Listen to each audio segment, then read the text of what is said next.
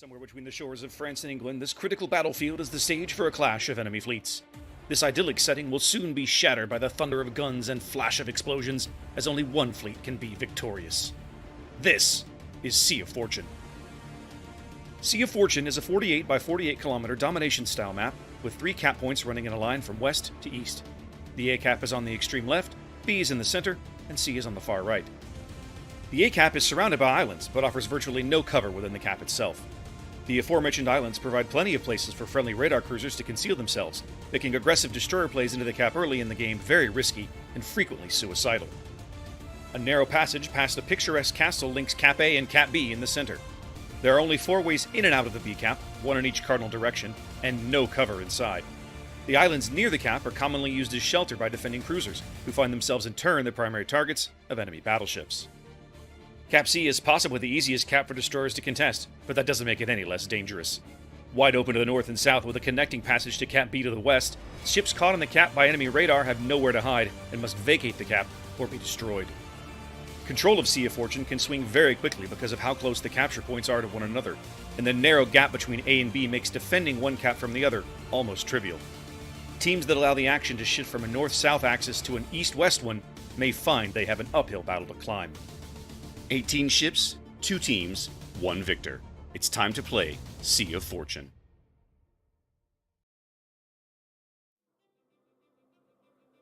All right. Indeed, taking a look at early deployment here. Very common AC split here on Sea of Fortune. TASH has gone Midway, Montana, Yamato, Des Moines, Double Henri, Moskva, Stalingrad, and Gearing. El Cazador 94, their lone destroyer.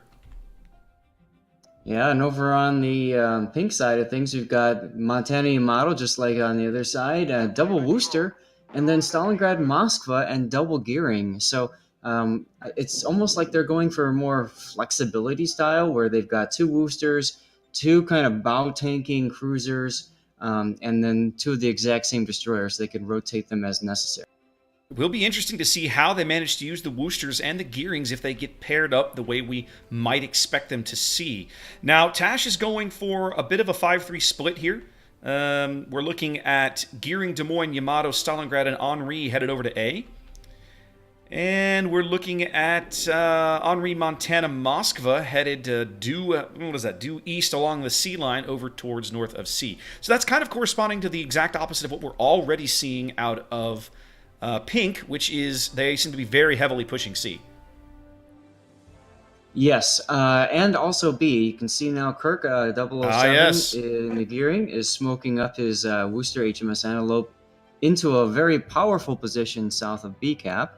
Meanwhile, the other Worcester, Flight Ace, is now being smoked up as well south of C cap. So together, those 2 Worcesters are going to nail anything that comes close. Yeah, that can be bad. See, it looks like they're going to allow... I don't see them... Well, okay, they've got Kirk now radared in the bottom of the B cap, just as Cazador is about to step onto A. I almost expect a counter radar here. Cazador is firing at Kirk, so they know he's there. And here comes a midway bomb. Here comes some midway torpedo planes. No, rocket strike. There we go. Oh, it's going to be a long day, Zaf. Yes, it is. Buckle up. Jeez, listen to me already. They've still got eyes on Kirk. I don't see shells on him at the moment. Henri or Moskva shells coming in from the north. They are trying to get him here. Antelope taking some damage. Now? Yeah, he's detected, I'm sure, on radar as he pulls up his radar now to counter. They do see Antelope in the smoke. Moskva AP continuing to fall, but he's at about half health. He's hanging on okay, doing decently. Yeah, your Stalingrad was hitting him for decent earlier. Somebody hit him pretty decently. Pink bags the first cap, but TASH right on their heels here as 3.5 minutes gone, each team ticking up points at an even rate.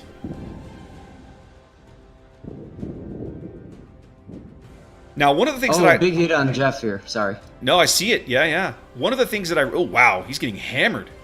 Yes, he is. One of the things that I really like about this TASH push is that they realized very fast that there was no reason for them to swing as far as the 1-2 line, so they're literally driving the Stalin, the Yamato, and the Henri almost directly through the A cap. And that's what's allowing them to get those shots on Jeff.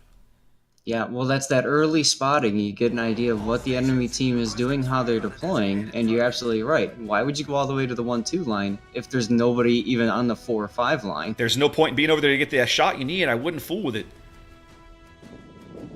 Pink does bag the B cap. They start to open out a small lead here, but TASH is trading very well early, doing a tremendous amount of damage in the early opening moves of this game. Yeah, Jeff is definitely in trouble here. All he can try to do is back up and bow. Meanwhile, Kirk is trying to come and save him, but it might be too little too... Well, they're going to try, but I just don't see it. All he can do is reverse, and surely somebody north of him even. I mean, he's showing a decent shot to even the Moskva north of him. But he's going to go out. He's gone. Yep, going to burn him out. All they have to do is light a couple of fires, and there he goes. First kill, first blood going to TASH here on Sea of Fortune. 5 minutes gone. So now Kirk is in position to smoke, but who's he going to smoke? It looks like he's going to try to smoke up Firebird in the Montana there. Stalingrad doing some info radar here. They realize now that the Gearing and the Worcester have both pulled back off the cap. They've got eyes on both of them briefly. Meanwhile, MCC and the other Gearing, he must have taken a torp that we didn't catch. I saw he was low. To about a third. Yeah, I saw he had taken some damage. I'm not sure what from. I wasn't watching. We were so much drama going on at A and B that I wasn't looking at C. Yep. Mr. Sketch steals Stalingrad here, holding a very strong position, dominating the A-cap. Bow on to this Montana and the Worcester to his south, HMS Antelope and Firebird Fanatic. Reshetelny's Yamato right alongside him, just hammering those forces in smoke. And Cazador's got a great torpedo salvo going into that smoke as well. I think the Monty's getting... Up, there it is. Monty might eat one. I can't quite see. Might get out of the way. He won't. He's fine. He was already moving forward slightly, so he just lazily hit the accelerator a little bit more, and he was fine. The bigger problem, though, is he's clearly flanked by everything. Pretty much. TASH is just pushing this A-cap advantage for all it's worth. Citadel is ready. Henri is now swinging very wide down the 3 line. He's going to have great shots on those ships as soon as that smoke expires. Some torpedoes coming in now for the Yamato. He will take one on the belt. I love that name. My Citadel is ready. My Citadel is ready. And an Henri as well. That's perfect. More torpedoes coming into the smoke that Stalingrad is in. He's going to take one on the bow as well. Cazador's Gearing is clear. So they know that Montana is in there, but the Monty cannot risk firing or he's just going to get hammered. He has to hold his fire. If I'm, there he goes. If I'm the Montana, I'm thinking I have to get turned around. He didn't take that opportunity there to try to kite away, go up into B or something. French Space Armor says no. Citadel is ready. Took like what could have been a huge hit, but no dice. Pink continues to hold a lead, but it's very narrow here, and they're trading health very badly. They're way down on HP. Yeah, and then the return salvo from Citadel sets him on fire, which is exactly what Firebird does not want. No, Firebird Fanatic will be probably the next kill. I just don't see a way for him to stay out of it at this point. 6K and falling, he'll be off the board in probably the next 15 seconds. And there he goes. There he goes. Up 2 ships, down a cap. TASH's position is very, very solid. There's no real reason for them to rush the B cap. They've got such a health advantage. They really should just be focused on trying to get their next kill. Now, Citadel is ready. Might have gone a little too far. He's getting Worcester spam and Yamato shells coming in on him. I mean, he's got a decent amount of health, but he's got to stay frosty down there. Yep, Antelope just took a decent chunk from, I think, the Stalingrad. Ooh, another big chunk out of him. HMS Antelope's Worcester down to 4K here.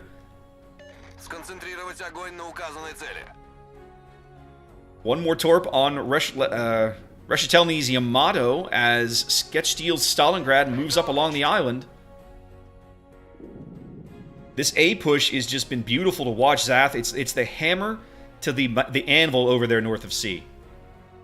Oh, absolutely. And it looked almost like the other side on the pink side of things, they just simply weren't willing to push past C. So they basically kind of stopped. The other side on TASH stopped at C as well. And then all the movement happened at A around to the group at B that I think was expecting to be the stop group, but instead they were, running into the enemy push. Up 2 ships now. Elite Snipers Des Moines climbs into the top end of the B cap, trying to make a statement here for TASH. Now, I will say the Yamato, Reshitelny's Yamato might... I mean, he's getting focused pretty hard here.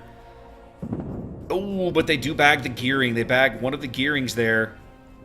Yeah, he came really close to one of the salvos earlier as he tried to get across the Yamato there. But, yep, second torpedo said nope.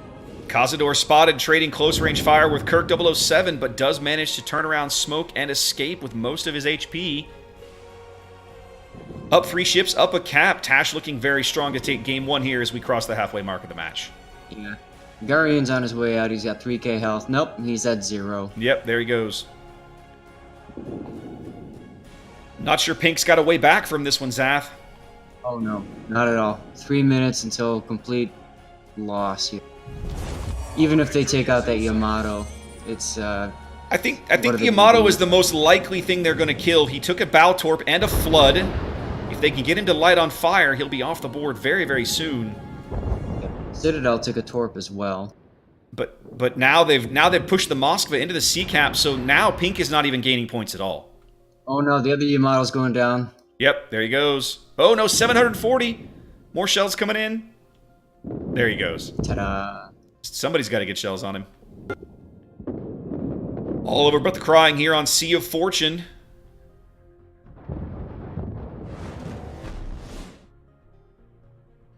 Yep. When we get out of this match, Raptor, let's double check your audio settings. You're clipping out again on my end.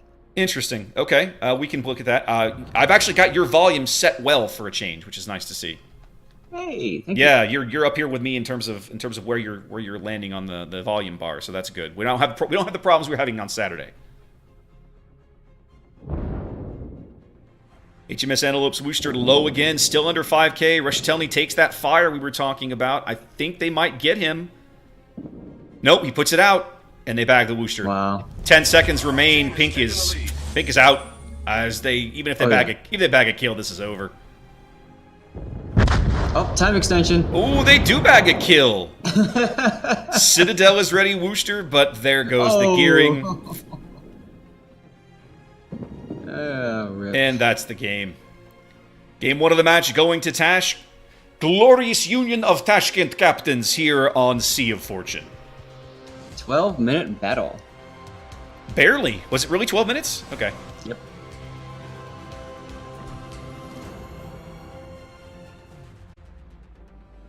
All right, let's go update the thing.